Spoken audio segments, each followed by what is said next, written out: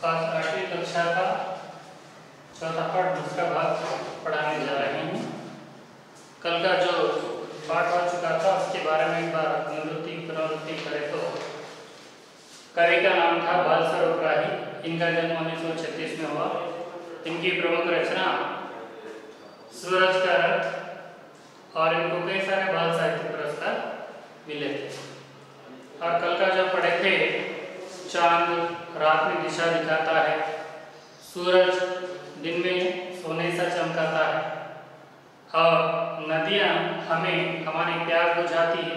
हमारी यानी सारे दुनिया की प्यास, पशु सभी की प्यास बुझाने वाली नदियाँ हैं। और इनके साथ साथ पर्वत झरने बहाकर हमारे आंखों को आनंदित करते हैं। ये जो कल पढ़े थे, आज का अगर पढ़े तो अगर न होता पेड़ भला फिर हरियाली फैलाता कौन। अगर न होता पेड़ भला फिर हरियाली फैलाता कौन। अगर न होते फूल बताओ खिल खिल कर मुस्कुराता कौन। अगर न होते फूल बताओ खिल खिल कर मुस्कुराता कौन। अगर न होते बादल नभ में इंद्रधनुष रच पाता कौन। अगर न होते हम तो बोलो ये सब प्रश्न उठाता कौन। कवि जो बताए हैं फिर एक बार दोहरा रहा हूं, सुनिए। अगर न होते पेड़ भला फिर हरियाली फैलाता कौन। अगर न होते फूल बताओ खिल खिल कर मुस्कुराता कौन। अगर न होते बादल नभ में इंद्रधनुष रच पाता कौन। अगर न होते हम तो बोलो ये सब प्रश्न उठाता कौन। कवि कहते हैं कि अगर न होते पेड़ भला, पेड़ को हम क्या कहते हैं और वृक्ष कहते हैं, और तरु भी कहते हैं। अगर न होते पेड़ भला फिर हरियाली, हरियाली यानी ग्रीन है, हरियाली फैलाना टू स्प्रेड। अगर न होते फूल बताओ, फूल को और एक शब्द कहते हैं पुष्प भी कहते हैं हिंदी में। फूल यानी पुष्प और सुमन भी कहते हैं।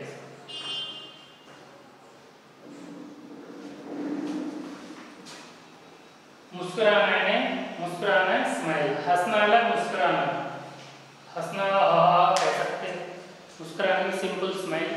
ये हमें कभी छोटे छोटे संदर्भों में स्माइल देते हैं। अगर न होते बादल, बादल यानी क्या है, बादल यानी मेघ, नभ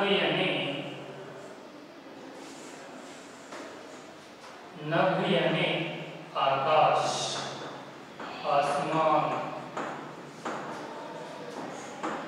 गगन, अंबर, ये सब नभ है। बादल, इंद्रधनुष, इंद्रधनुष यानी रेनबो। अगर न होते हम तो बोलो, ये सब प्रश्न को कहते हैं सवाल, क्वेश्चन। प्रश्न है सवाल, क्वेश्चन। तो अब देखिए इसका अर्थ क्या है, हम देखिए। अगर न होता पेड़ भला फिर हरियाली फैलाता कौन। कवि कहते हैं कि प्रकृति में पेड़ पौधे न होते तो हमारे चारों तरफ हरियाली कौन फैलाता है। हरियाली यानी ग्रीन। इससे हमें क्या लाभ है, चारों तरफ हरियाली रहने की वजह से हमें वातावरण में संतुलन, बैलेंसिंग वातावरण होता है, ज्यादा गर्मी नहीं होती, ज्यादा ठंडा नहीं होता। इसलिए पेड़ पौधे रहने से, हरियाली रहने से हमें चारों तरफ ठंडापन दिखाई देता है। और अगले में कहता है अगर न होते फूल बताओ खिल कर मुस्कुराता कौन। फूल का पर्याय शब्द है पुष्प भी कहते हैं, सुमन भी कहते हैं। अगर न होता फूल बताओ खिल कर मुस्कुराता कौन। तो फूल खिलते समय मुस्कुराते हुए जन्म लेता है।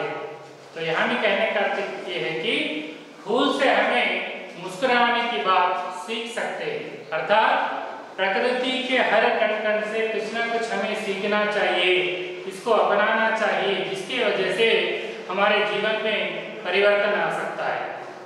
उसी के आधार पर यहाँ पर कहते हैं कि अगर ना होता फूल बताओ। फूल किन किन के लिए उपयोग होता है?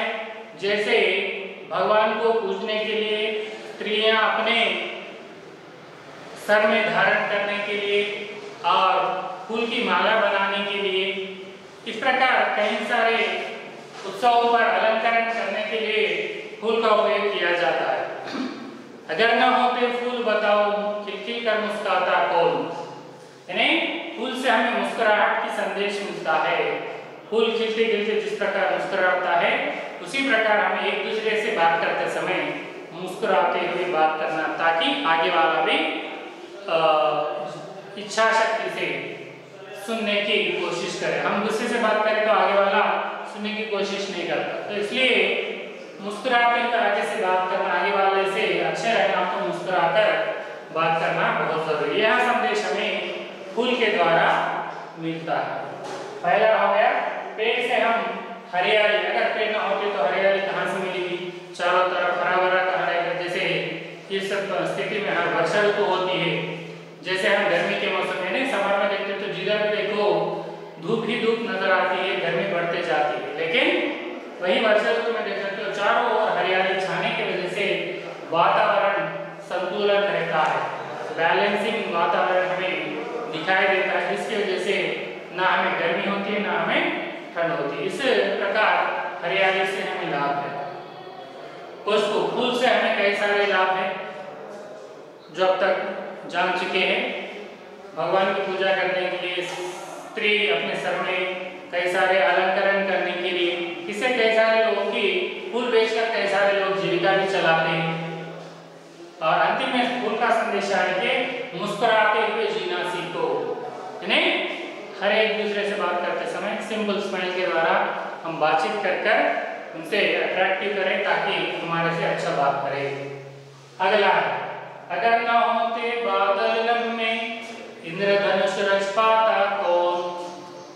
अगर न होता बादल लम्हे, बादल से वर्षा बरसती, बादल में क्लाउड्स। अगर न होते बादल लम्हे, आकाश में बादल न होते तो वर्षा नहीं होती, वर्षा नहीं तो हम जीवन बिता नहीं सकते। तो यहाँ पर क्या कहता है? अगर न होते बादल लम्हे इंद्रधनुष रच पाता कौन। अर्थात आपको पता है इंद्रधनुष कब आता है? इंद्रधनुष है रेनबो। इंद्रधनुष में कितने कलर्स होते हैं? रंग 7 रंग होते हैं। तो अगर न होता बादल लम्हे इंद्रधनुष रच पाता कौन। आकाश में बादल न होते तो इंद्रधनुष कहाँ से आता? क्या आपको यहाँ पर संदेह, डाउट आ गया? बादल को इंद्रधनुष को क्या संबंध है? जरूर संबंध है, क्योंकि इंद्रधनुष कब आता है? क्या आप जानते हैं कब आता है? बताइए। इंद्रधनुष तब आता है जब बारिश होकर अचानक बंद होकर बारिश और धूप एक साथ होती है, तब इंद्रधनुष आता है। बारिश के साथ धूप आए तो भी इंद्रधनुष आता है। कभी कभी भारी बारिश होकर बंद होकर साथ ही धूप आ गई, सनलाइट गिर गया, तो कुछ संदर्भों में हमें यह सुंदर सा दृश्य इंद्रधनुष का यानी रेनबो को हम देख सकते हैं। यानी बादल आकर वर्षा देकर बंद होने के बाद ही इंद्रधनुष आता है। और अगला क्या है? अगर ना होते हम तो बोलो। ये सब प्रश्न उठाता को, अर्थात अगर मनुष्य, बालक, छात्र, स्टूडेंट न होते तो ये सब प्रश्न हमें कौन पूछता है। यानी आप भी जानते हैं कि इस धरती पर बुद्धि ज्ञानी वाला कोई प्राणी है तो वह मनुष्य मात्र ही है।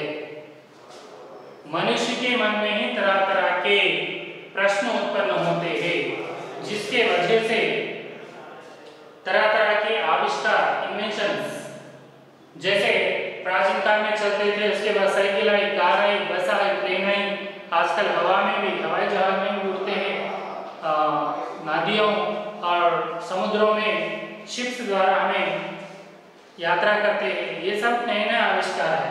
तो इसलिए यहाँ पर भी अगर न होते हम तो बोला, अगर मनुष्य हम ना होते तो, यानी छात्र हम ना होते तो ये सब प्रश्न उठाता कौन, अब तक जो पढ़े गए ये कौन वो कौन, तो ये सब प्रश्न मनुष्य के मन में ही आते हैं। तो इसलिए मनुष्य द्वारा ही नए नए आविष्कार होते हैं, समाज में कई सारे परिवर्तन आता है, दुनिया में कई सारे आविष्कार कर मानव जीवन के लिए उपयोगदायक होते हैं। ये है कवि द्वारा बताए। इसमें एक छोटा सा व्याकरण कार्य आप देखिए, शब्द भंडार यहाँ पर दिया गया है। इसमें एक क्वेश्चन में 4 ऑप्शन दिए गए हैं, एमसीक्यू क्वेश्चन। इसमें भिन्न वाला बेमेल शब्द, मिसमैचिंग जो होता है वह पहचानना है। एक उदाहरण मैं बताता हूँ, उसके आधार पर बाकी आप पहचानें। चांद यानी मून, सूरज यानी सन, तारा यानी स्टार्स, पेड़ यानी ट्री। इसमें अलग भिन्न क्या है? पेड़ है, क्योंकि ये 3 जो है आसमान में दिखाई देते हैं और पेड़ हमें धरती पर होता है, इसलिए यहाँ पर जो आंसर है पेड़। उसी प्रकार दूसरा है पर्वत यानी माउंटेन, झरना यानी वाटरफॉल्स, नदी, तालाब। तालाब, नदी, झरने और पर्वत, ये 3 जो पानी से संबंधित है, पर्वत कुछ अलग है यहाँ पर, इसलिए यहाँ पर अर्थ भिन्न है। तीसरा है बादल यानी क्लाउड, पशु यानी एनिमल, नभ यानी स्काई, इंद्रधनुष यानी रेनबो। इंद्रधनुष आकाश और बादल आसमान में दिखाई देते हैं, पशु धरती पर होता है, इसलिए यह शब्द भिन्न है। इस प्रकार के और कुछ उदाहरण आपको पुस्तक में दिए गए हैं, ये लिखकर इसी के साथ क्लास वर्क भी आप कंप्लीट कीजिए। यहीं पर हमारा चौथा पाठ दूसरा भाग यहीं पर समाप्त होता है। अगले पाठ में मिलेंगे, वहां तक धन्यवाद, बाय।